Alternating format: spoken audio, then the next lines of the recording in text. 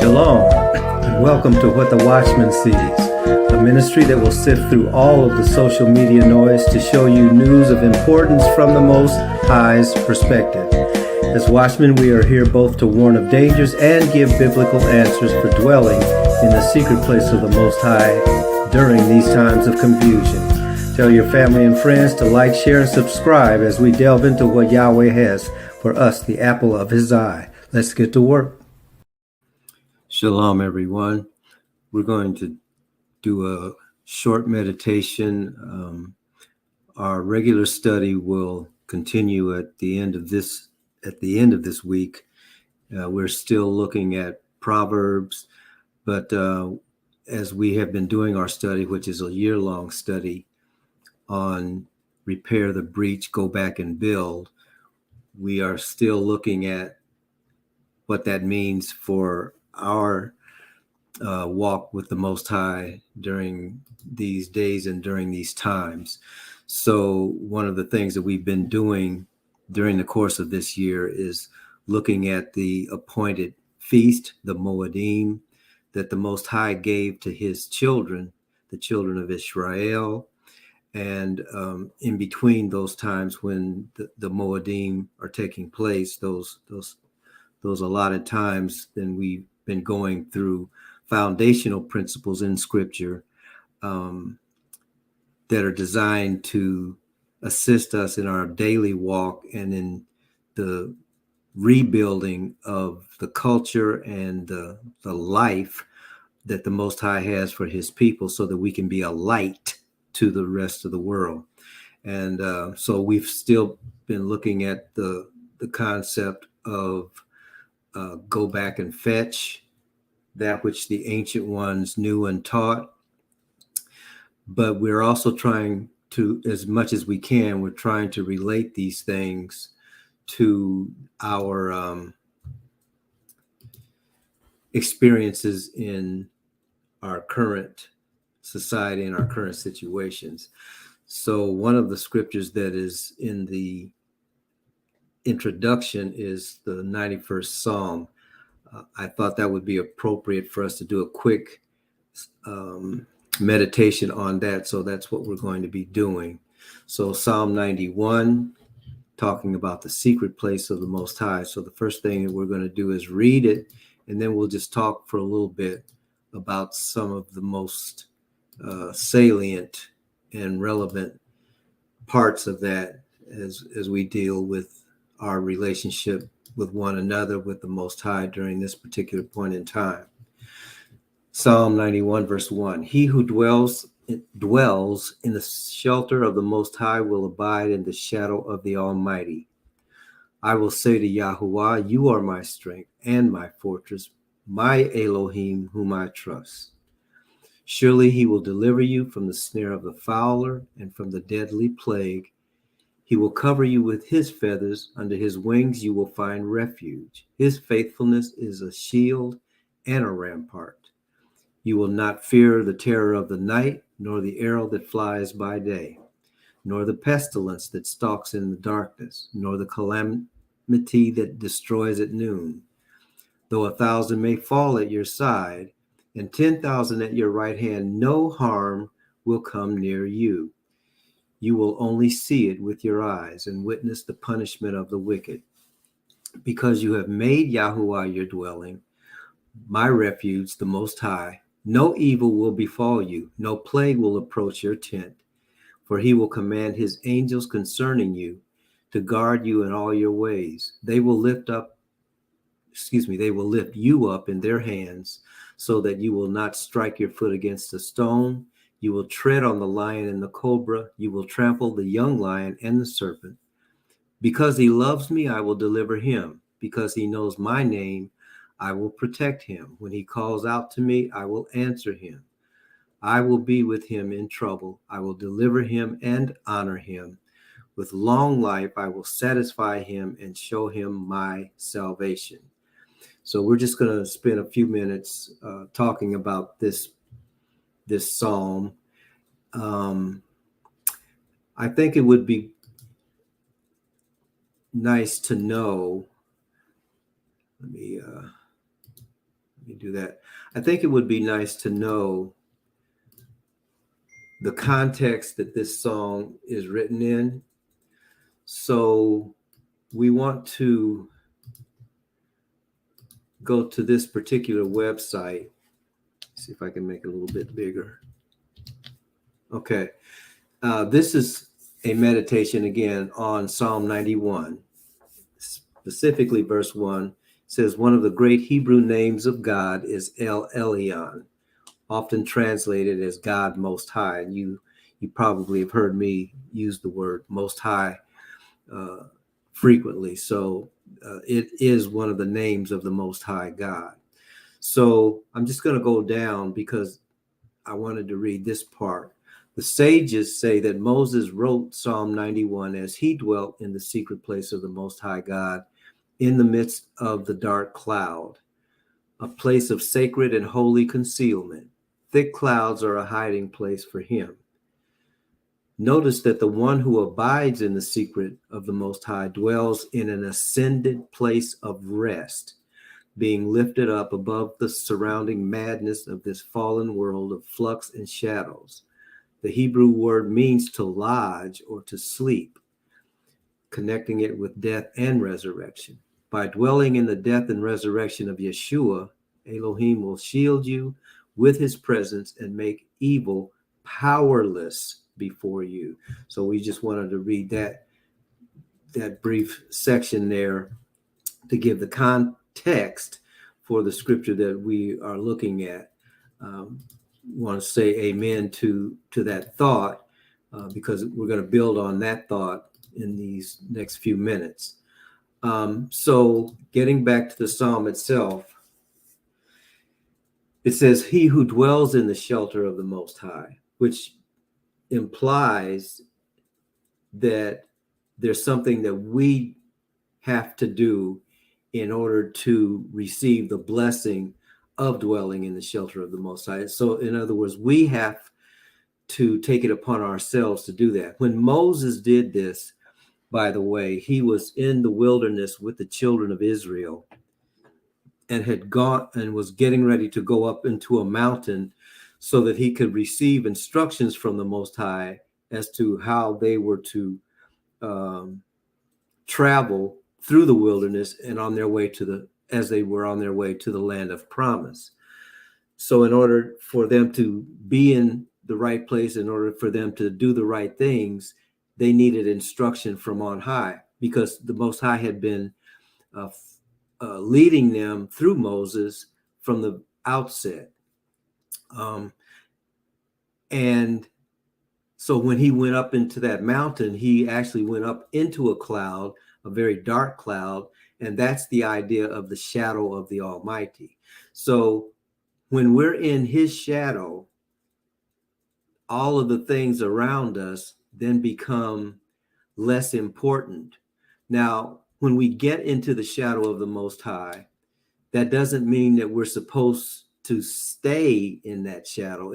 What it means is, as what happened with Moses, we get the instructions, we get the encouragement, we get the strength, the inner fortitude to come back down from that mountain and then do what we have been ordained to do. And so that's the idea of dwelling in the shelter of the Most High, as that other meditation said. The dwelling part is basically spending the night, okay, going to sleep in the surroundings of the Most High. But again, once we wake up, then we've got work to do. So what we realize when we're dwelling in the shelter of the Most High is that, in a very real sense, our Creator is our refuge and is our fortress. If you know about the word refuge, that's what refugee comes from. It's a place of safety that people are getting to, usually running to, away from danger or even away from lack of what is needed. So the refugee camps are usually camps made up of people.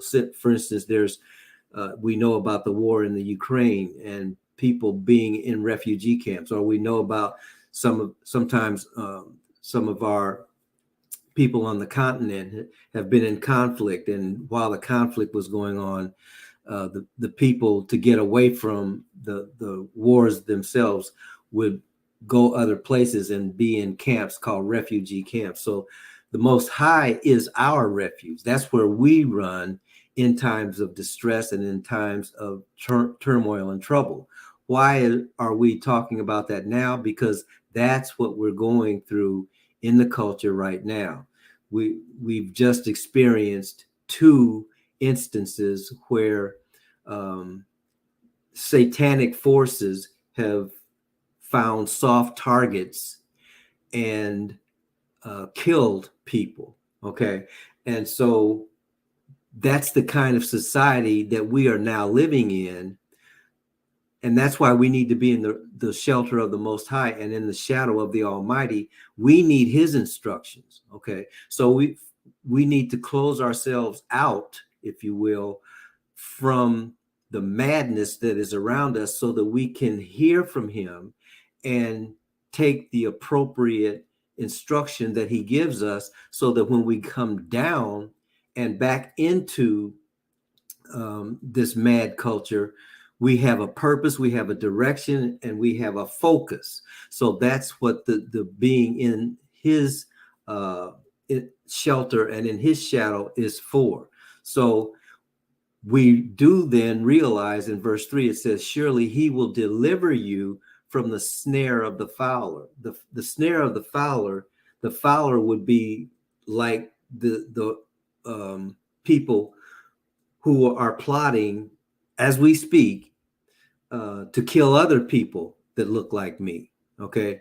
And so while that's going on, other individuals underneath the direct demonic forces that are controlling them are also plotting to find other ways of visiting death and destruction on people who haven't done anything to them. So all these things are going on. But what this verse says is that we who dwell in the shelter of the Most High will be delivered from that snare. And from that deadly plague. It also mentions a deadly plague. Well, we already know that we're living in a time where there's a plague in the land as well. So not only are we being attacked by human beings, but we're being attacked by viruses. And so there's all this going on. But what the words of encouragement are, we will be covered by the feathers of the Most High, just like a eagle covers the children in the nest. Well, that's what the Most High does for us. And so he covers us with his feathers. And again, it's in that secret place where we remain protected. And that's our place of refuge, which is what we were saying earlier. And then it says, in that place of refuge, his faithfulness is a shield and it is a rampart. All of these are words that are war related. And that's the purpose of this particular meditation. For the Most High's people, we must understand we're in a time of war. As a matter of fact, this nation that we live in is in the midst of a civil war, which sometimes becomes hot. But it is a war nonetheless, whether it's the war of words, whether it's the war of cultural clashes, whether it's the war of legislation, and sometimes it's the war of shooting and killing, but the war is going on. It is a civil war. And so how are we supposed to see this? Well, we're told in verse 4 that the Most High's faithfulness is our shield in this time of war. Well, what does that mean? It means that we can rely on what he said he would do for us. And this is where the so-called rubber meets the road, because what Psalm 91 is telling us is that we will be protected in this time of evil. We have to decide whether we actually believe that, which takes us all the way back to, do we actually believe the Most High God is powerful enough to protect the people that he calls his own, the people who bear his name, in a time when there are people directly? You have got to be kidding me. Okay, well, I'll continue. Let me see if I can get back to where that was. But people who are directly trying to do us harm and basically wipe us from the face of the planet. So although those things are real, and we have been witnessing and will continue to witness that in real time, what the scriptures have told us is that the Most High, in essence, has our back. Okay. And so therefore we need to just go ahead and do what he's given us to do. So we should not be operating in fear of the terror of the night or the arrow that flies by day. And in 2022, that arrow is actually a bullet. All right. And we know that most of the negative activity, although this is not necessarily the case anymore, but most of the negative activity usually happens at night. Okay, so the Most High's people aren't supposed to be living in fear of the terror of the night, nor of the bullets that are flying by the day or the night, for that matter, and or the pestilence. Again, getting back to these viruses that stalks in the darkness. Okay, nor calamity that destroys at noon. So when we're in the shelter of the Most High, when we are abiding in his shadow, he protects his people. And the reason he protects his people is because we are the light of this dark world. If we succumb to the darkness, the world will remain in darkness, because the only light is in us. And when I say us, I'm talking about his people, the children of Israel, certainly, and anyone who has been grafted in, are the point of contact for the rest of the world from heaven. Okay, so in that sense, then it says, though 1,000 may fall at your side and 10,000 at your right hand, no harm will come near you. And that brings us right back again to us asking ourselves, the person in the mirror, the question: do I actually believe that my heavenly Father will protect me and is protecting me? Or do I believe that I'm at the mercy of these demons walking around in skin, with weapons and with murderous intent for me specifically? So do I believe them, or do I believe the word of the Most High that says, don't worry about them, I'm your shield? Okay, I'm your rampart. And again, a shield is an instrument of war. It protects us. The rampart will not let the enemy come up into the fortress in order to destroy us. So these are the promises that the Father has given to those who belong to him. But what we see with our eyes in verse 7, though 1,000 may fall at your side and 10,000 at your right hand, we're seeing death and destruction all around us. But he says no harm will come near you. All right. So again, do we actually believe that? Because if we believe it, then we begin living that way. But it doesn't mean that we go out in this world clueless. It doesn't mean that we go out in this world unprepared, because when we're in the secret place, what he does is he gives us instructions on how to live. Part of how to live is how to not be overcome by the demonic forces who have their finger on the trigger, ready to shoot down people, whether they be the thugs in the streets or the thugs with the badges. It doesn't matter. The Most High is telling his people, if you are in my protection, then they don't have authority and they don't have the power of life or death over you.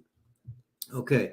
But again, it also means, and this is where it is so important for the Most High's people to begin coming together.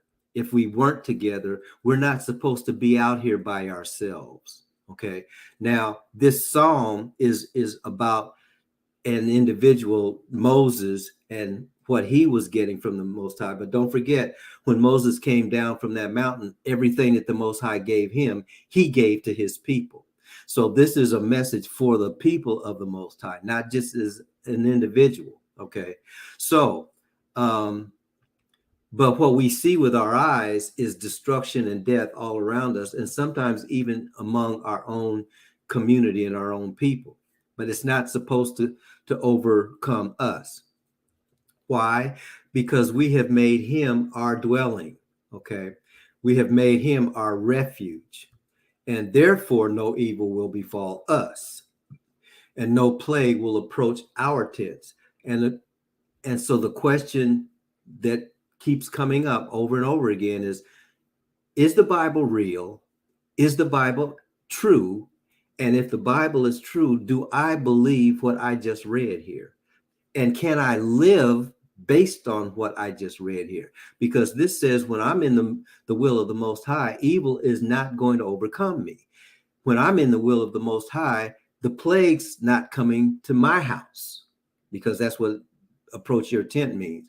Okay. And why? Because I got angels around me, and they are guarding me in all my ways. Okay. And they're there to lift up my hands so that I don't strike my foot against a stone. In other words, so that I don't stumble.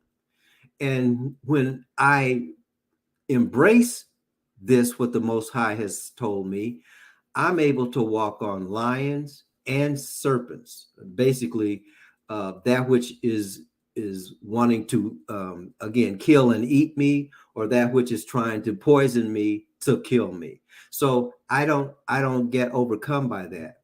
And now these last few verses, verse 14, this is the Most High speaking. He says, because he loves me, I will deliver him. That's the key. It goes right back to the Shema. Hear, O Israel, Yahuwah, your Elohim is one Elohim, and you shall love your Elohim with all your heart, with all your soul, and with all your might. Okay. So when we believe that, when we do that, it says in verse 14, because he loves me, because he's, or we could say they, because they love me, because they do believe in the Shema, I will deliver them. And because they know my name, I will protect them. Okay. So when we call out to the Most High, he's going to answer because we love him. And how do we know we love him? By keeping his commandments. Yeshua said, if you love me, keep my commandments. Okay. So that's how we do it. Okay. And when we love him and keep his commandments, that is also akin to dwelling in the secret place of the most high. So when we're there, he says in verse 16, with long life, I will satisfy him and show him my salvation. Salvation is not for something off in the future. Salvation is for right now, because that's where we need it. Okay. Now, the whole Bible is a right now book. All right. Which is why it's different from every other book that's ever been written. The Bible is a day book. In other words, wherever I am at any given point in time, the Bible, which contains the Most High's word, is there. And that's why Yeshua said, before Abraham was, I am. The name for God that we can have some sort of sense of is I be, okay, or I am. That's what God's name is. I exist. I'm always here. Where is here? Wherever I am. Okay. So salvation is for today. And if he gives me next week, salvation is for today, next week as well. So that is the long life that we are promised. That is the salvation that we are promised, so that we can get where we're supposed to go. We're leading a nation of people back into the land of promise, not necessarily a physical land, but a land in the sense of the dwelling place, the living place that the Most High wants his people. Or, in Revelation, it's called the New Jerusalem. All right. So we're on our way somewhere. And part of our job on our way is to let other people know we're going somewhere and we know the way. Okay. That's why Yeshua said, I am the way, I am the truth, and I am the life. Nobody gets to the Father except through me or by me. So once we are on that way, our job is to walk in the way that he's given us and bring other people with us. So just a couple of practical tips, and then I'll stop in this meditation. So what does this mean in real time? Okay, first of all, it means that we're a part of a nation for those who are the children of the Most High. And so, first of all, we shouldn't be trying, especially in this particular point in time, we shouldn't be trying to do things by ourselves. Find other people who believe the same thing you do, and create community with the word of the Most High with those people.